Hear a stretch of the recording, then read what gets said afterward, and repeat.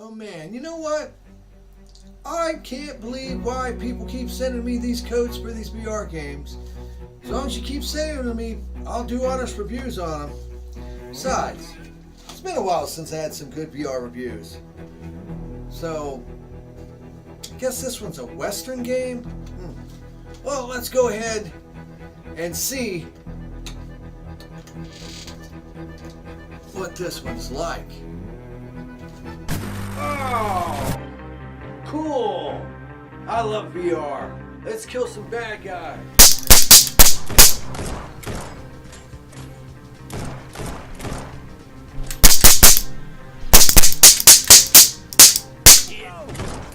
Cover me!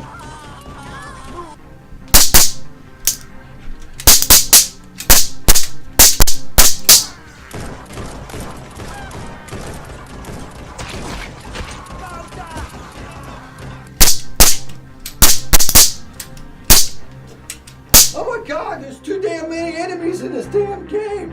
At this point, our hero is looking to have the end of his life. What?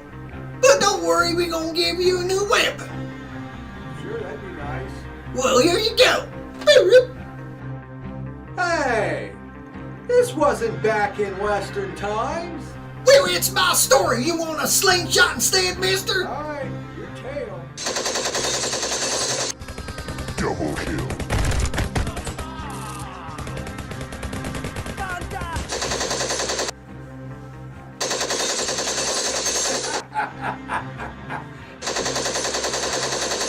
Not realistic, but this is fun as hell.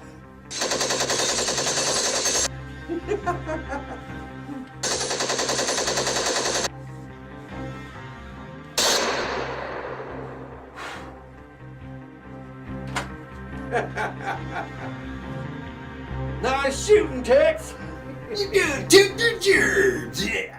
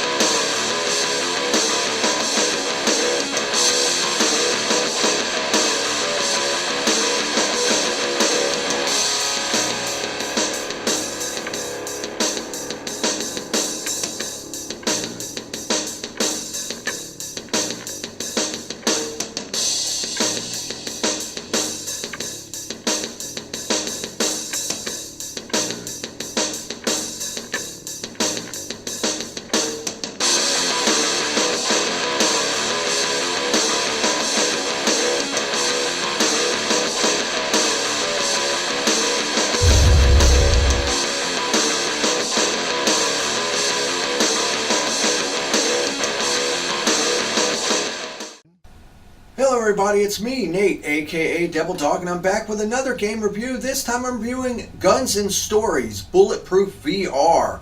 It was developed and published by Mirrorwind, and I gotta give a big shout out to them. Mirrorwind provided me with a copy of the game to do the review, so let's see how it is. This game was originally released on March 8th of 2018 for the Oculus Rift and the Vive, and then came out on December 7th of 2018 on the PlayStation VR. Better late than never, right guys? Now, it is a wave-based shooter set across 9 different chapters, and 3 of those chapters being set up with 3 levels each, ending with a boss battle, and 6 of those chapters almost acting like a more arcadey style setup. Now, each chapter is presented at the beginning as a tall tale that the grandfather is telling his grandson, set up with a short cutscene that you watch in a movie theater with a bucket of popcorn that you're supposed to be eating. Now, as you start each level, you'll have a pair of unlimited ammo 6-shooters that you use. Now, the main thing about this game is you never have to reload, okay? I mean, literally, you can just keep mashing the button, and even though it's a pair of 6-shooters, it never runs out of bullets. I mean, you're just like blasting like you're insane, and in fact, it can get kind of tiring, but still it's kind of cool. Now, as you go through and progress, your grandfather will pause the game as you're doing it and decide to spice up the story, since these are tall tales, of course. He'll make all kinds of changes throughout your adventure, including adding different enemies. Environment will change, like there'll be certain areas where they'll add like a shopping mall to it or something like that, where there's more enemies to fight. And also the main feature of this is the new guns that he comes up with. I mean, totally out of the area of reality. I mean, seriously, this game is a over-the-top arcadey style shooter, and it shows because you start off with your normal pistols and rifles, then you get some shotguns, but then you start getting stuff that obviously was not back in this time, like grenade launchers, really cool Tesla lightning guns. And you'll even end up fighting enemies like drones and other stuff. So it becomes quite a wacky adventure as you progress through this tale. Now, if you figure this game honestly has a nice other ability of the knockback effect. So when you have enemies shooting bullets at you, you can either shoot the bullets to stop them or use your guns to smack them out of the way so they don't hit you. And at first you're like, okay, that's not that big of a deal. But once they start throwing so many enemies at you from all around, you'll realize it's a very handy feature and it comes in quite appreciative. I found I end up just shooting the bullets. It seems easier instead of whacking them away, because that way I'm still being able to shoot enemies while shooting the bullets. And they never really seem to come, the enemies never really seem to come from directly behind you. So you'll have to turn to your sides, of course, but never like behind you or straight up. I mean, they'll come from like lower sides, but mainly from in front of you, they'll swarm, and your sides, but never from behind you, which is actually pretty good.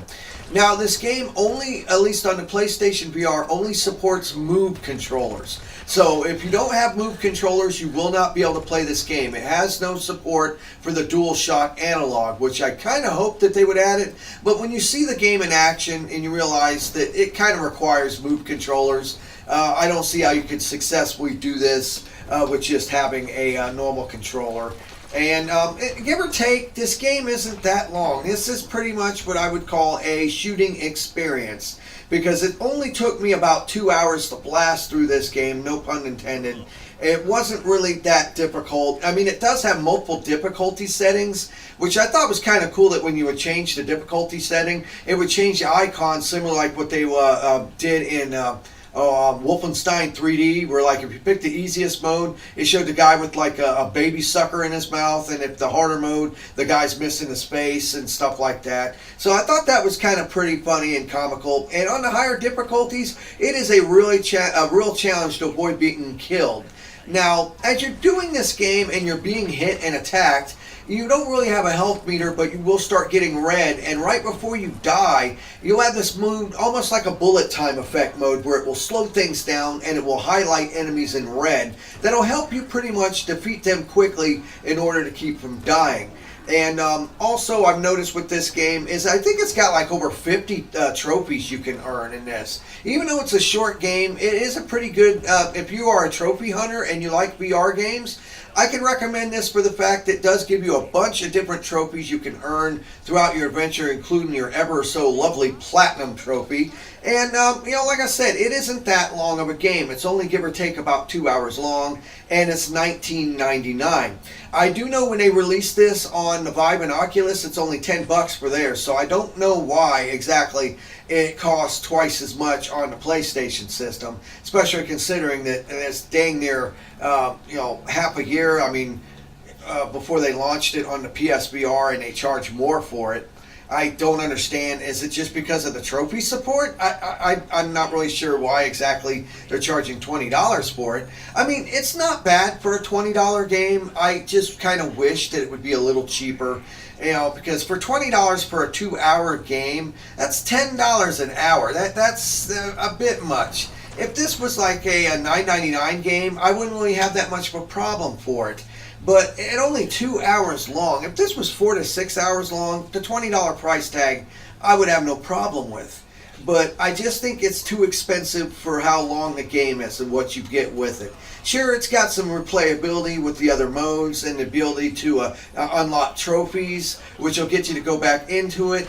But it is a wave-based shooter. You stay put. You don't move. You pretty much you just wait for the enemies to come in like a shooting gallery and kill them. So, there's not really terms of like a high amount of technicality with this game when playing it. It's basically when enemies come out, you shoot and kill them. You got a little box that's counting out your percentage of what you've done to beat the game level. And as you progress, you'll beat these guys.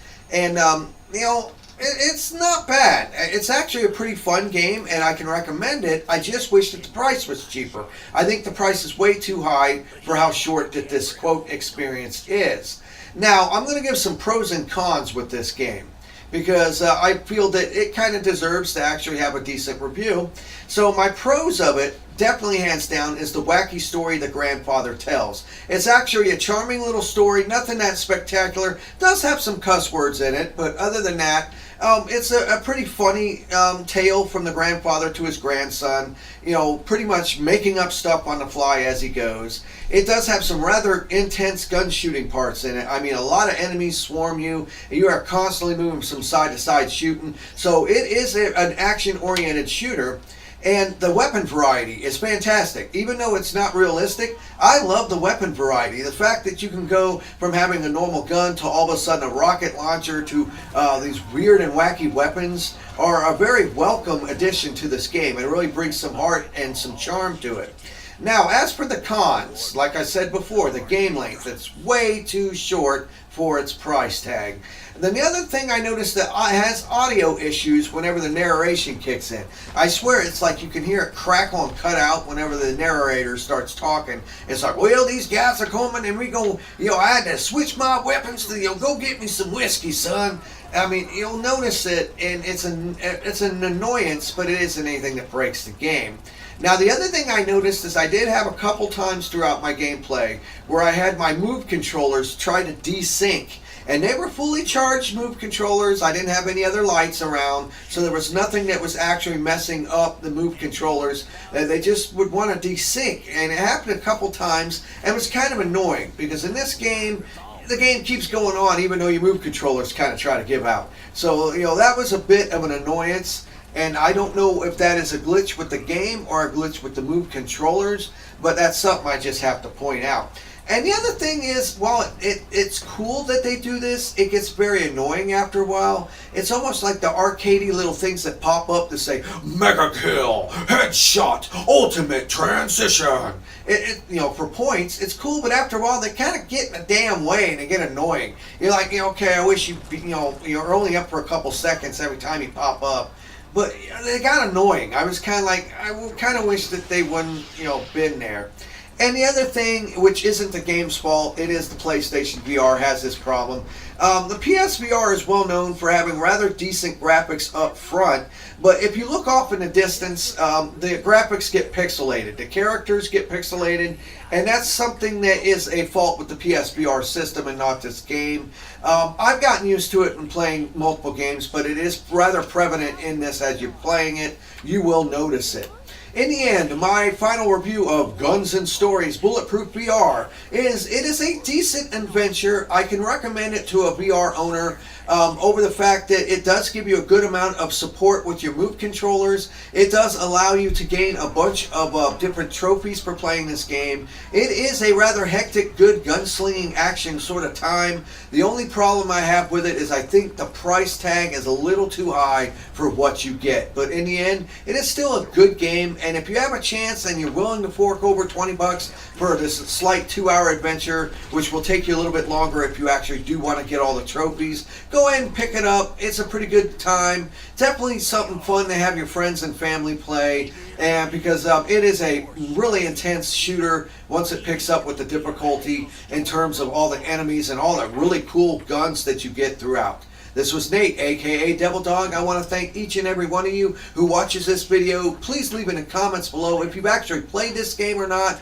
if you plan on playing it, and I want to give another shout out to Mirrowin for providing me with a copy of this game for review. And I always end my videos by saying, have fun, play hard, and remember people, the devil is in the details. Peace out.